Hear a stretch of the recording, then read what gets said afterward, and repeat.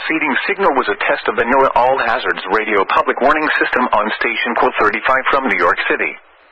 During potentially dangerous weather situations, specially built receivers can be automatically activated by the signal to warn of the impending hazard. Tests of the signal and receiver performance are normally conducted by the National Weather Service at 11 a.m. each Wednesday. If there is a threat of severe weather, the test will be postponed to the next available good weather day.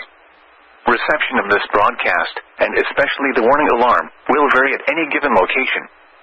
This variability, normally more noticeable at greater distances from the transmitter, can sometimes occur even though you are using a good quality receiver in good working order. To provide the most consistent and dependable warning service possible, the warning alarm will be activated for hazardous watches and warnings for the following counties: in Southeast New York, Bronx, Kings, Nassau, New York, Orange, Putnam, Queens, Richmond, Rockland, Suffolk, and Westchester; in Northern and Central New Jersey, Bergen, Essex, Hudson, Hunterdon, Middlesex, Monmouth, Morris, Passaic, Somerset, Sussex, Union, and Warren; and in Southwest Connecticut, Fairfield. Once again, this was only a test.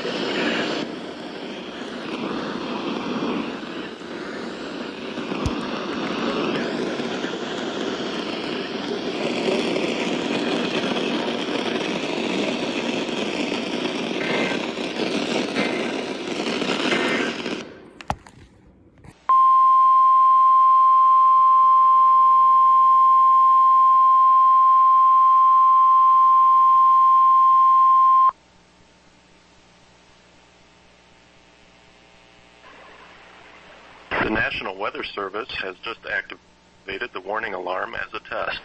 During dangerous weather situations, specially built radios are automatically activated to warn of the impending hazard. Tests of the warning alarm tone are normally conducted at this time every Wednesday between 11 a.m. and noon. If severe weather threatens the area near the normal test time, the test will be postponed until the first good weather day. This warning alarm tone will be activated for watches, warnings, and selected statements affecting specific counties based on the transmitter that you're listening to. For exact coverage areas, please check our internet homepage. Receipt of the warning alarm tone will vary at any given location, especially at greater distances from the transmitter and in large buildings. This concludes the weekly warning alarm test. We now return to our normal scheduled programming.